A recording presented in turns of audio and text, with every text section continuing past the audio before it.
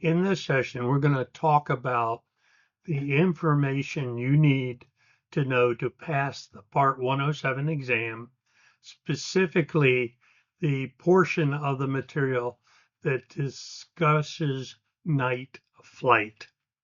The mechanical operation of a drone at night is no different than operating the same drone during the day, except obstacle avoidance and landing vision systems may be impaired because they can't see.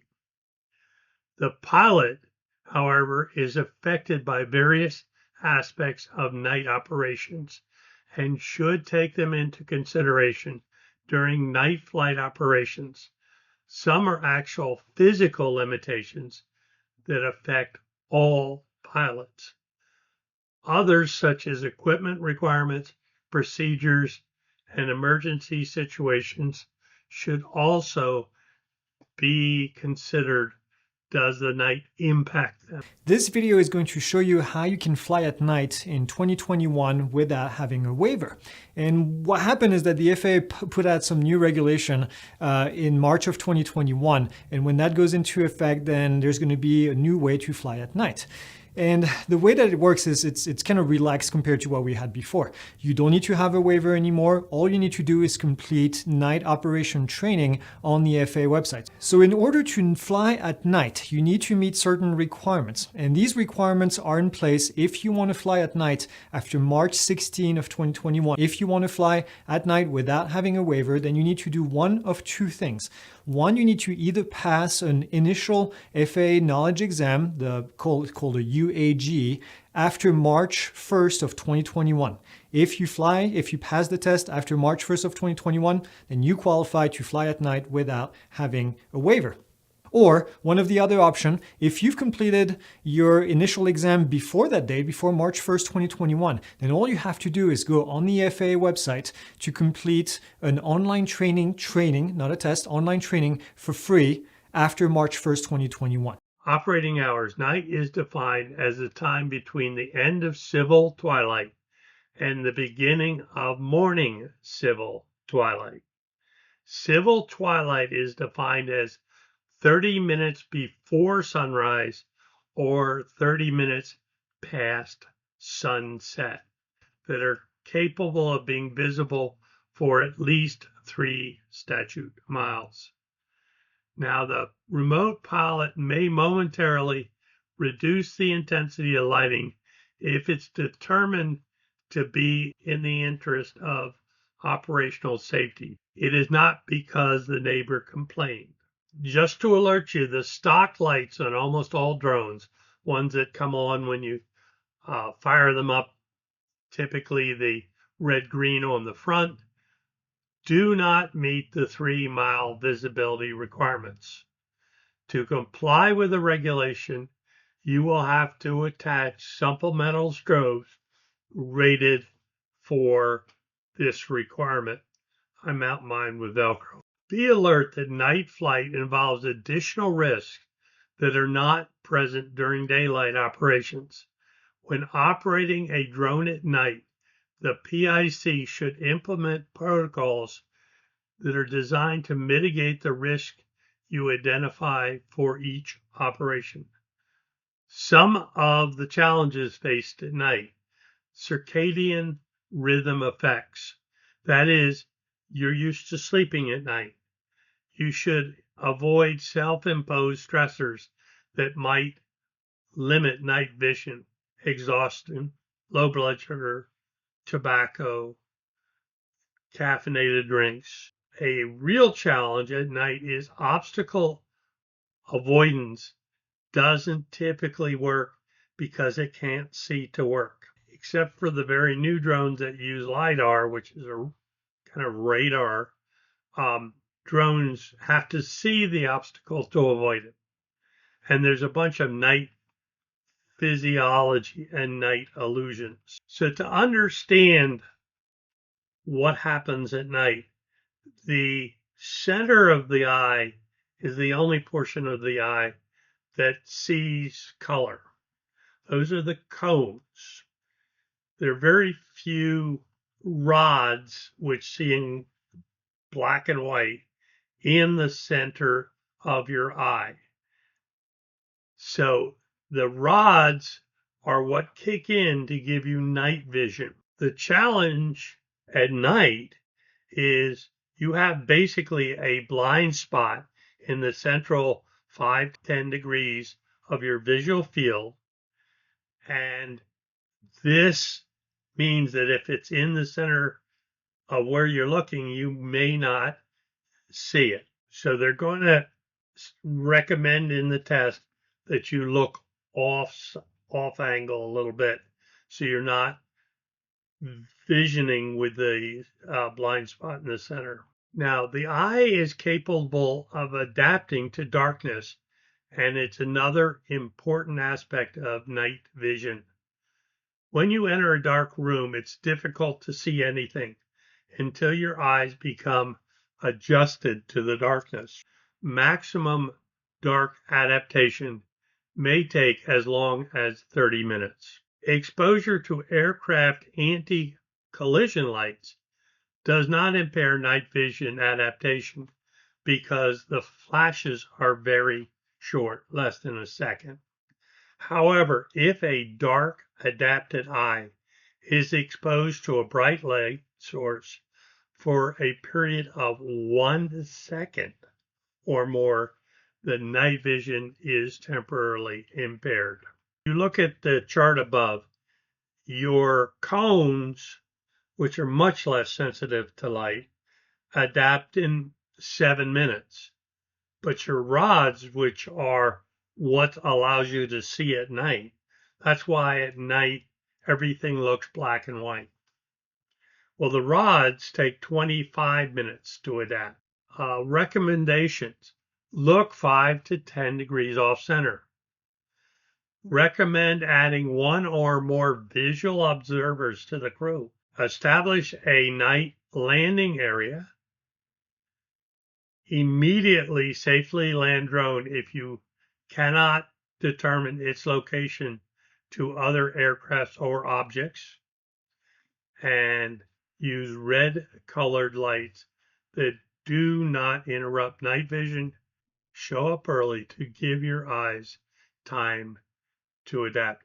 You can find a whole lot of places these little red light headbands that you can use at night that light will not destroy your night adaptation vision.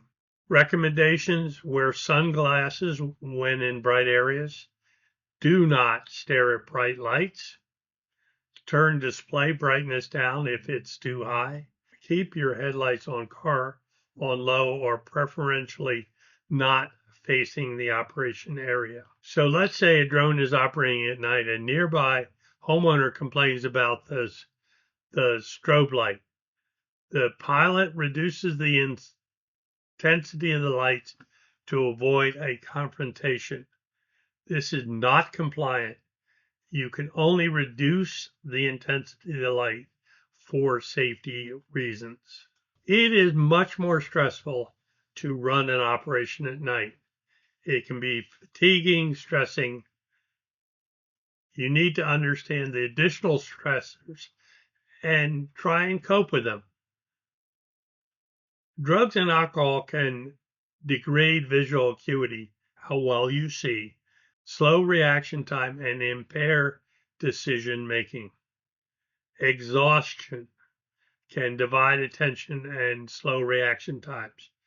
Tobacco use decreases visual sensitivity at night due to carbon dioxide increases. Here is something to be very aware of, both operationally and test-wise.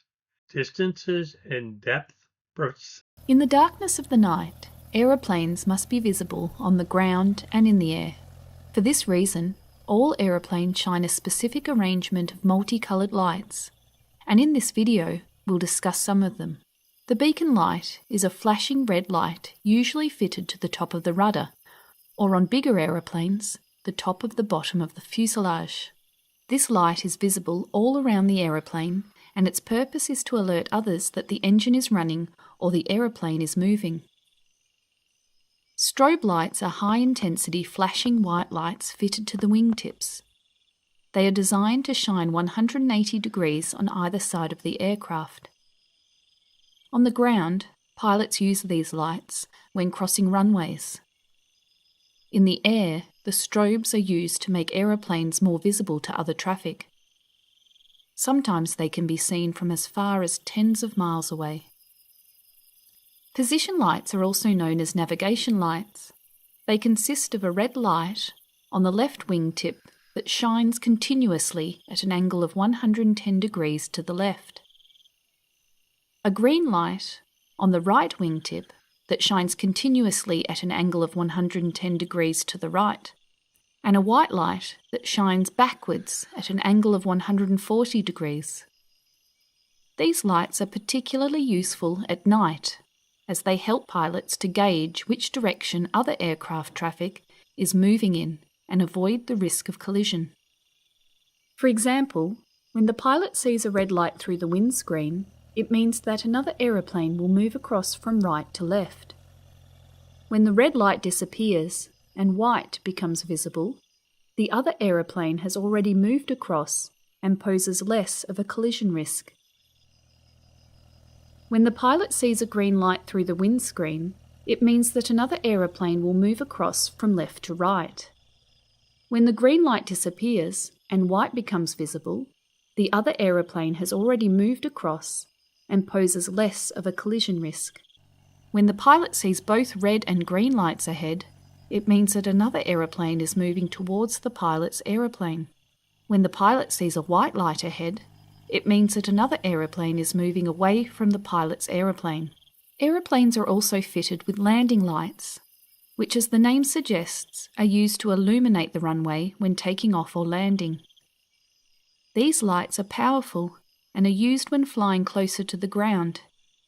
So a couple illusions that happen at night: autokinesis, false horizon, reversible perspective illusion, and flicker vertigo.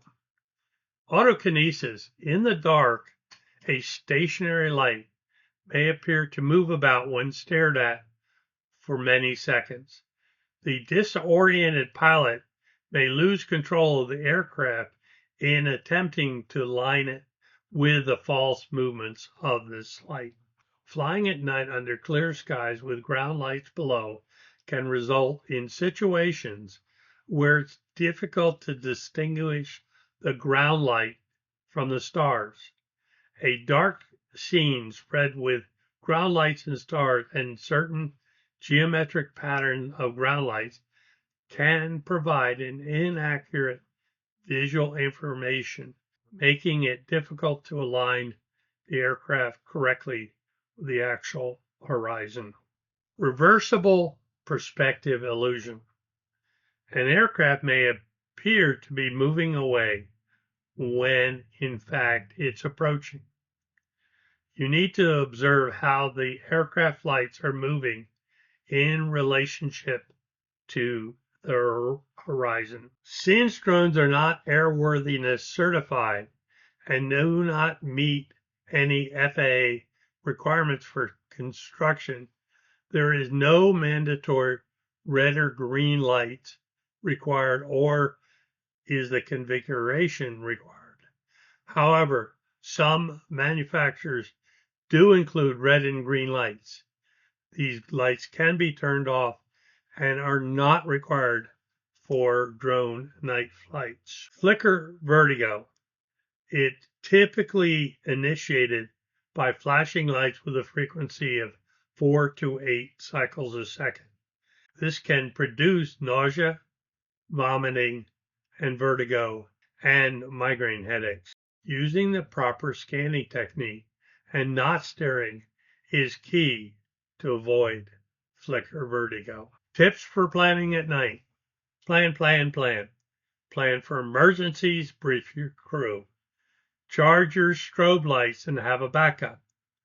Determine what potential obstacles may be in the way by using sectional charts or other resources available to you.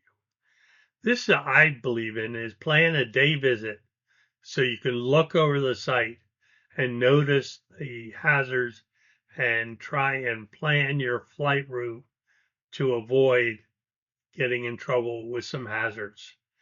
And also know what landmarks may be lit. Other tips: set the return altitude appropriately. You will find in your menu is a return to home height.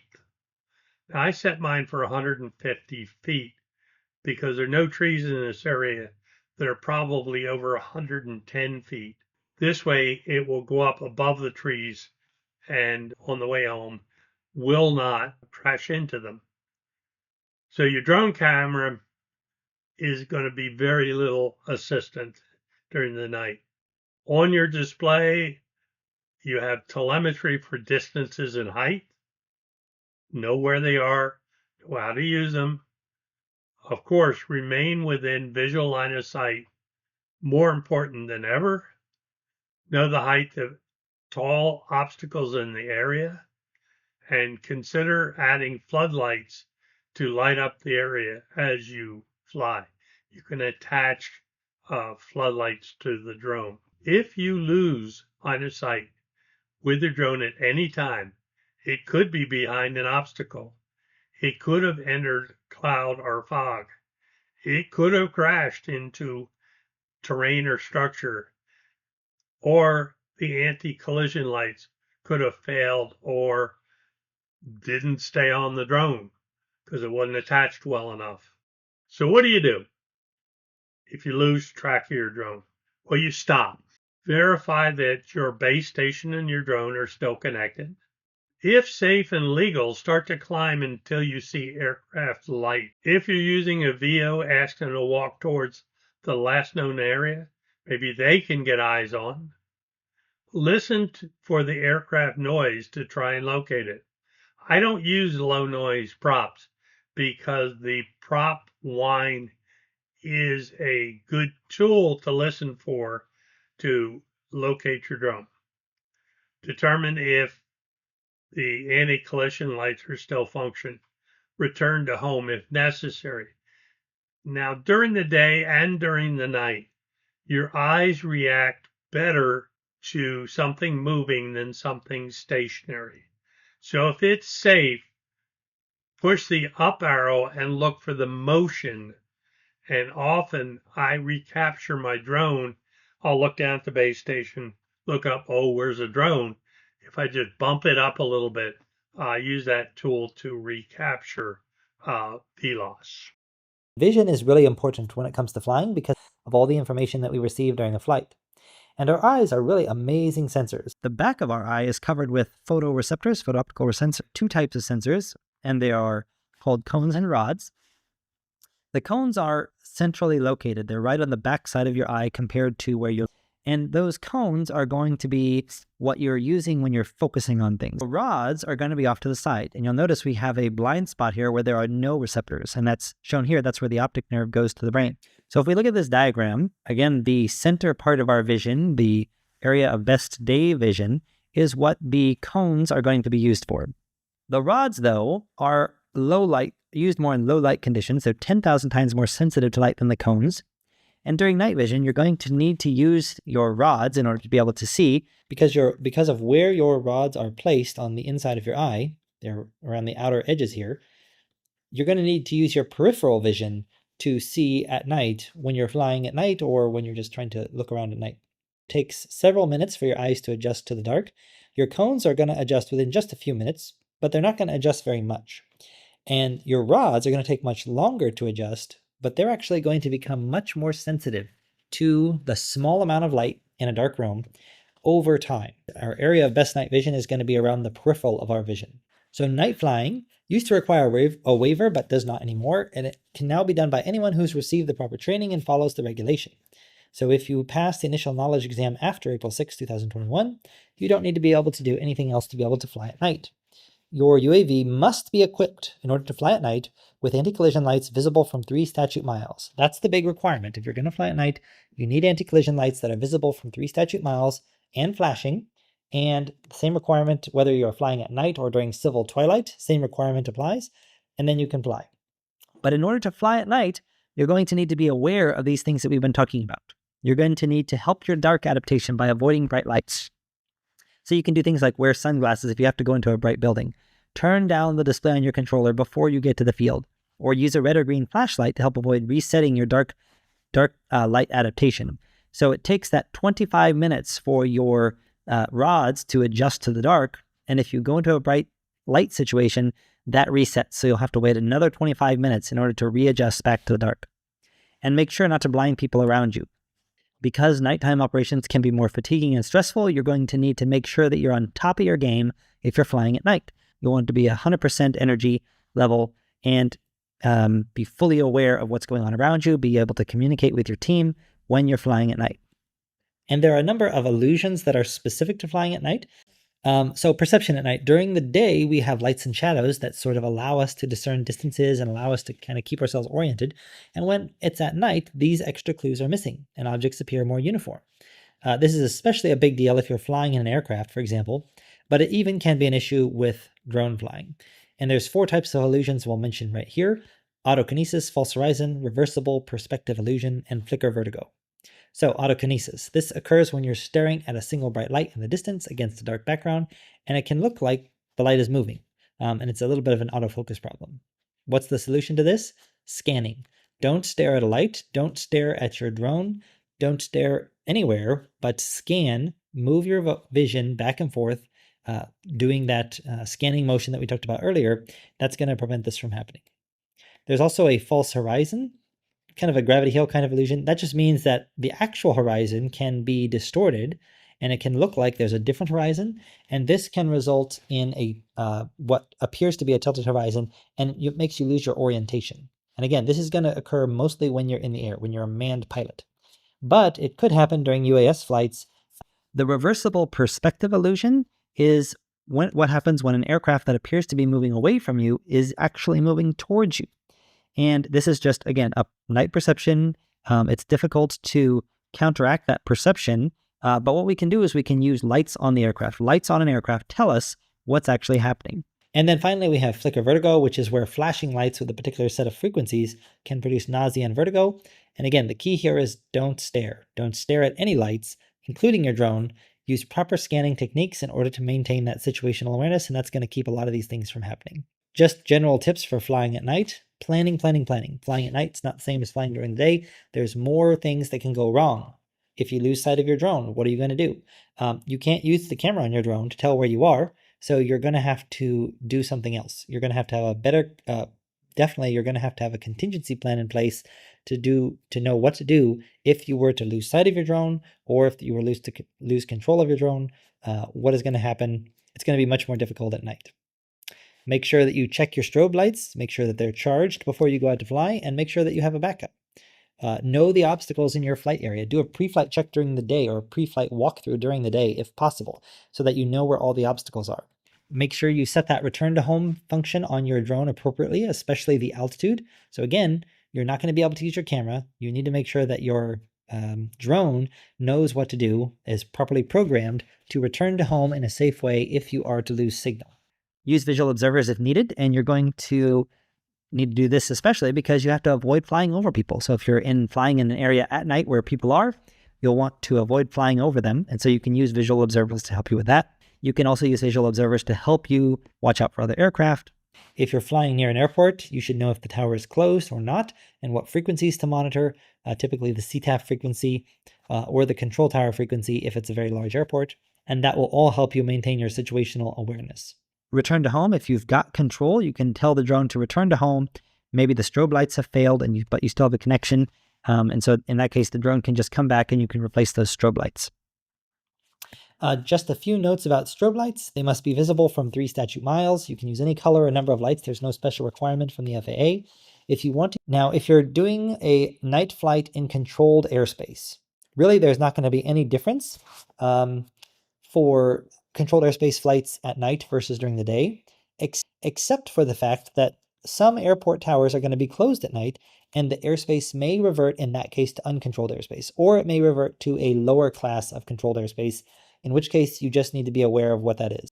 You would still submit your requests via the LANC or the FAA drone zone, depending on the situation, and you don't need any additional clearance once you have that Lance authorization.